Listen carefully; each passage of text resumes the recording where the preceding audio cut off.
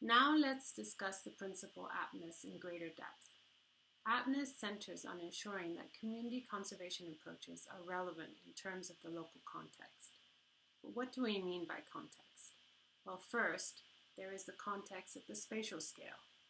For example, understanding the situation of where our community is located and its surrounding environment. So it's important that we understand the threats to our species. Perhaps it's the snow leopard and its prey, the ecology of the area, the social-economic situation of the community themselves, the culture. This also strongly relates to people's capacities and their interest in possible approaches.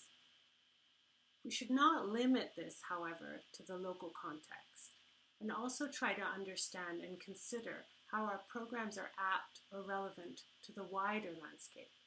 This is particularly important for species such as the snow leopard, because a viable snow leopard population typically covers large areas spread over perhaps 1,000 kilometers squared.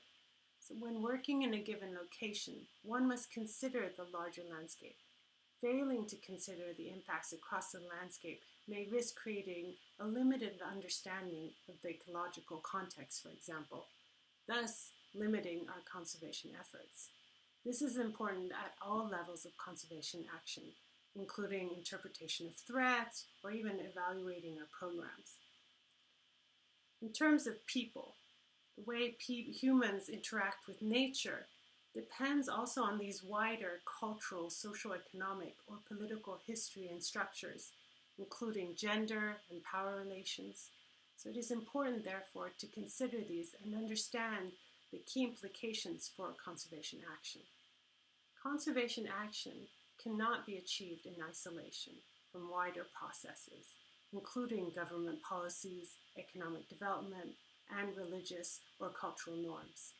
So understanding the local and wider context and making sure our programs are apt or relevant takes time and doesn't often happen with one assessment.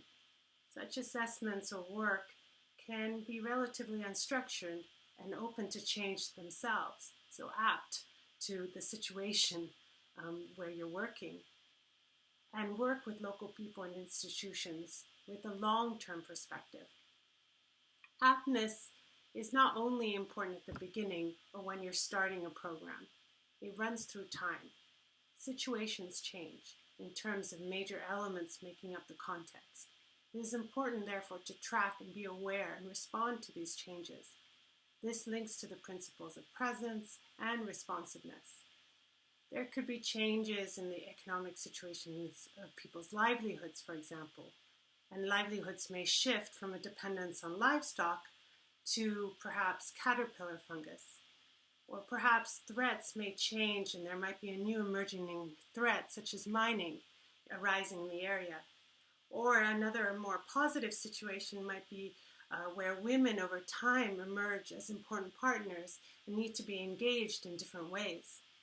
Programs are changing, and they do change and evolve over time within a setting. So for the sustainability of a program, adapting the program over time is important. It might be also important to adapt the program depending on best practices from wider settings that get recommended. But then what about scaling up? How, like we talked in Ajay's example, one should not assume the successes can be repeated as a single model. The success could have been due to a special factor at the micro level, for example, a particular supportive community. So in order to scale up, as previously discussed in the Spiti example, the principle of aptness is really important, allowing programs to be flexible and agile at the local level.